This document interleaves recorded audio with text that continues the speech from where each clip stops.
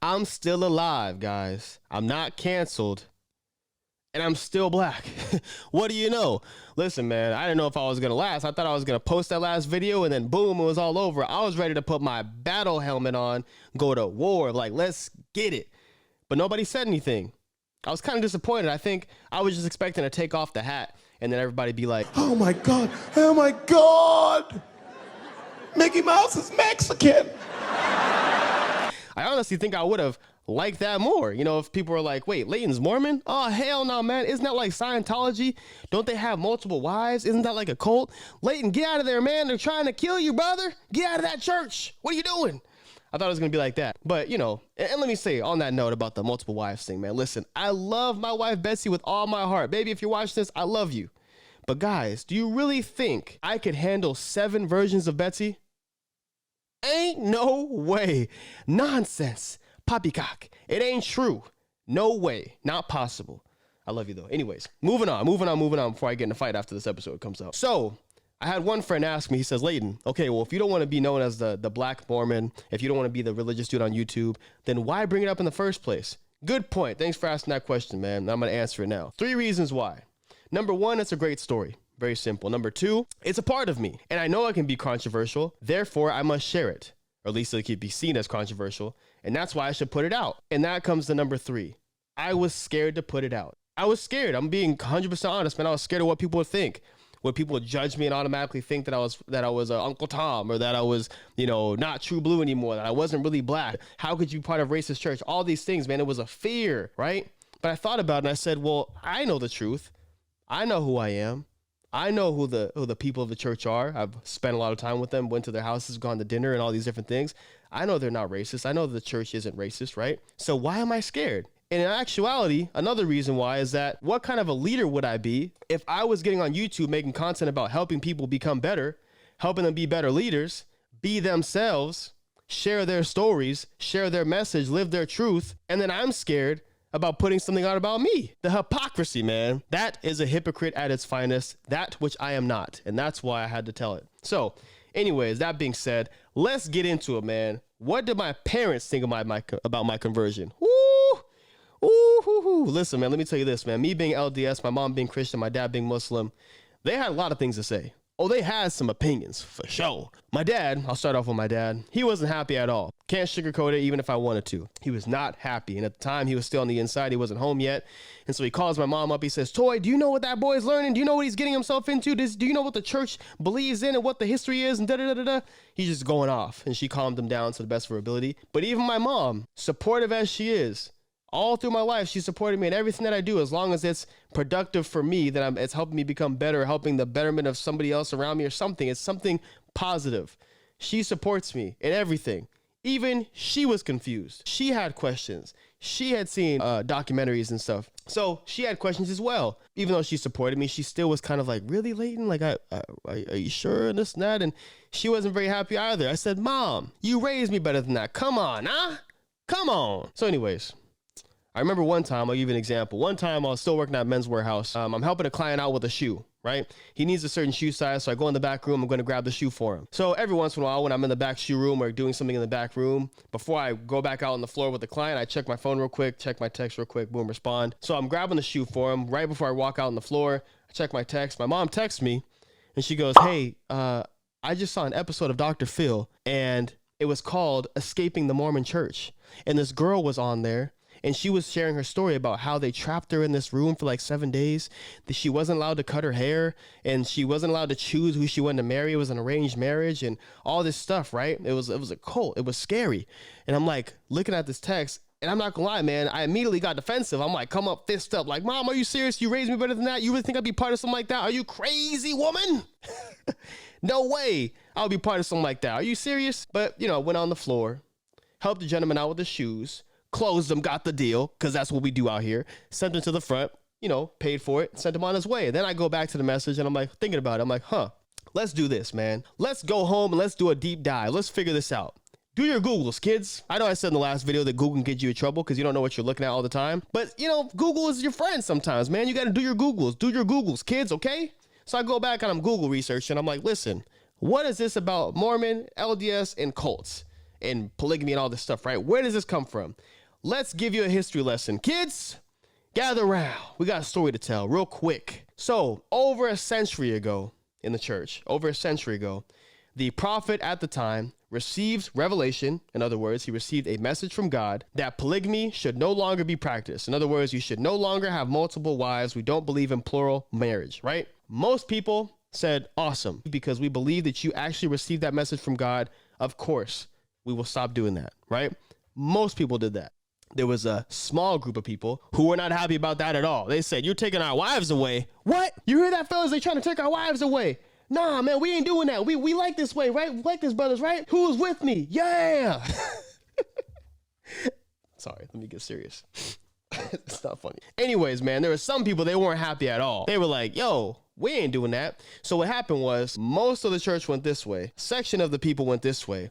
And the people that went this way, they started changing all kinds of stuff. They started making all kinds of rules. They started doing all kinds of things where it was like, what we would say, it was just wrong, corrupt, immoral, blasphemy, all of that, right? They started doing all these kinds of crazy things. That is where the split happened, a schism. In other words, if you don't know what a schism is, it's a religious break, a divide in a church or a group of people, practicing religious activity, right? Well, that's what that is. That's what happened. So when you hear about some of these things about, is it a cult? I heard that, yes, there's arranged marriages. You can't choose who you want to marry. They can't show their skin. They have to wear prairie dresses. They have to wear the dresses that go all the way up to their head. They can't show their neck, goes down to their wrists. They can't show their arms, can't show their legs. It just goes down to the ankle. Very modest clothing, right? Like literally look like the 1800s. Like today, modern day. But like, imagine going to one of these towns and it looks like 1800s, bro. I'm like, what the heck? Dude, I'm not gonna lie. When I looked all this stuff up, it gave me nightmares. I was like, oh my gosh, that's crazy. So when people see that, of course they think what they're gonna think. And I'm not gonna lie, I agree with it. I agree with them, dude. Like, that's freaking weird. That's crazy. But all that to say, I don't want to make this a smear campaign about any other people, but I gotta say it because this is what goes on. This is the truth, man. We are not the same. We are not the same. Not the same, right? So get that out of your mind, all right? So anyways, that's that. That's a little history lesson for you. And then to give you a little bit more context in case you want to do your own Googles, we are LDS and they are FLDS. So we are Latter-day Saints. They are fundamentalist Latter-day Saints. Completely different group, right? So there you go as far as where that comes from.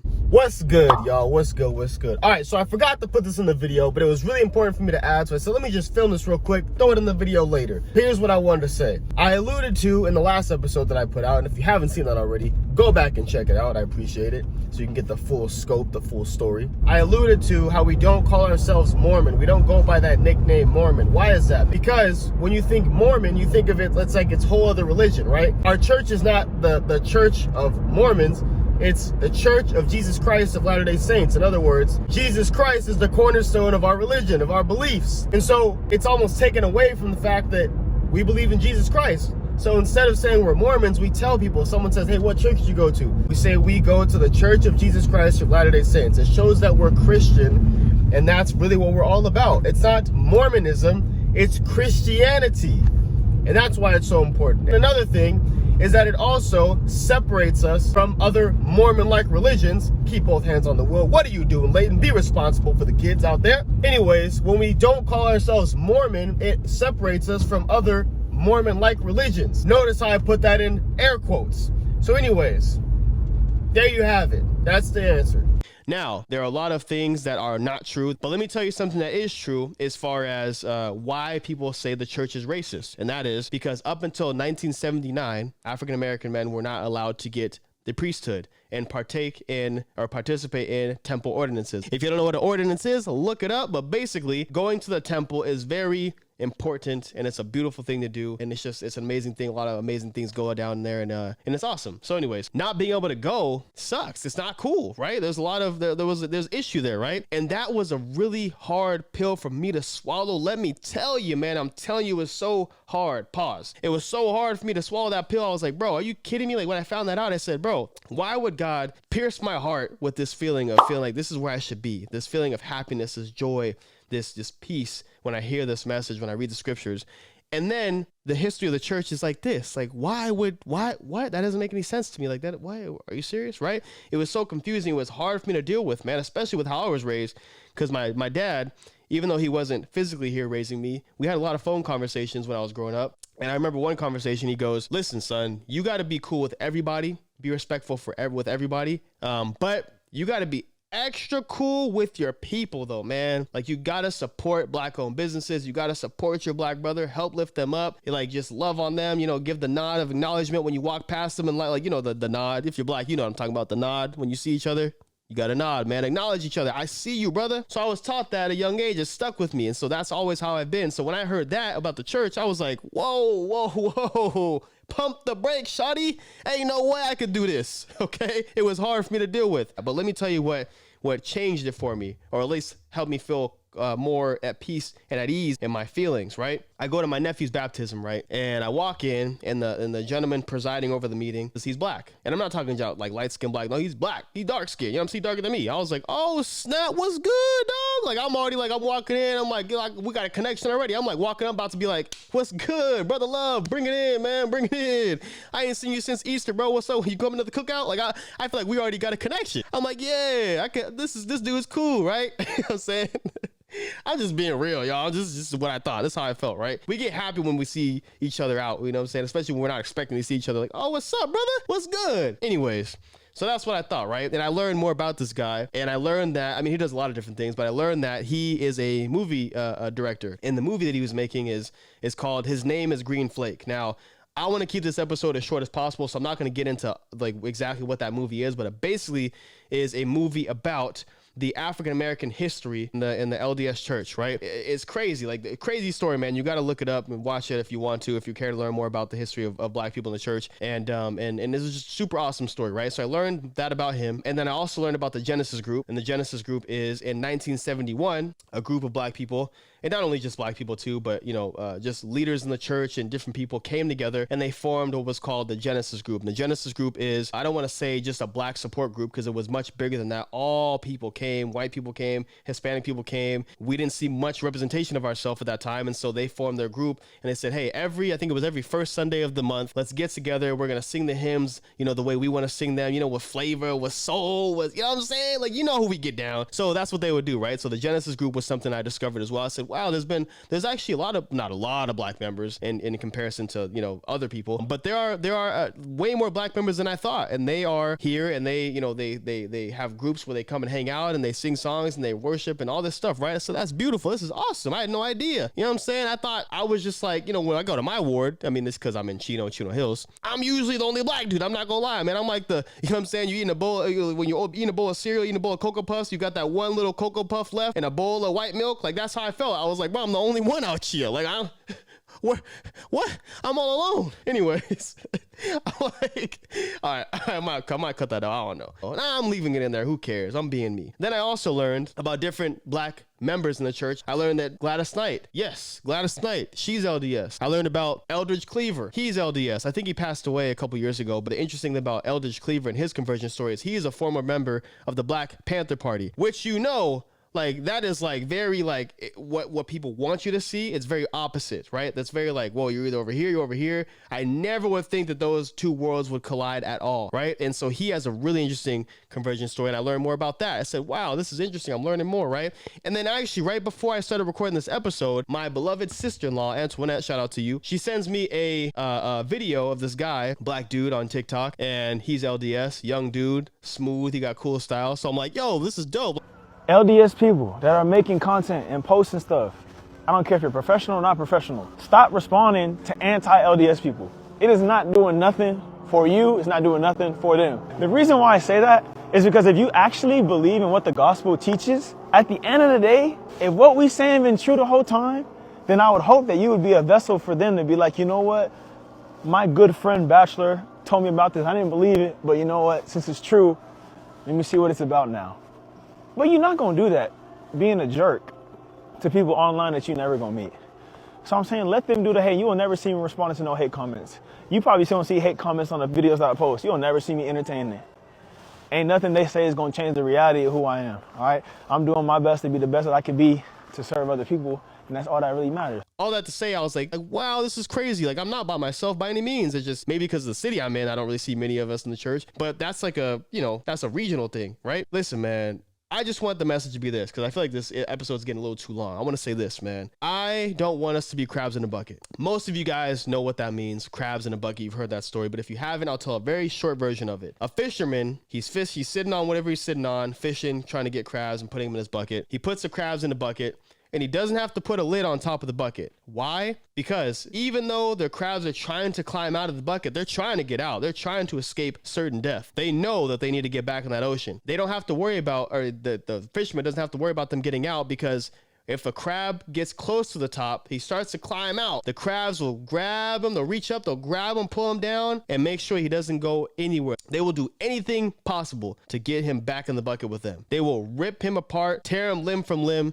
tear arms and legs off, and rip his shell up and all this stuff just to make sure you stay down here. They will literally kill that crab to make sure that he does not get out and away from them. And so I don't want us to be crabs in a bucket, man, where if you see somebody doing something different, if you see somebody who's practicing a different belief than you, if they don't play the sport that you feel we usually play, if they are into an instrument that you feel we don't usually play, or they watch a show that, you know, you don't feel like is a black show, or whatever it is, man, I'm tired of hearing, man, you talk white. That's for white people. This is for that.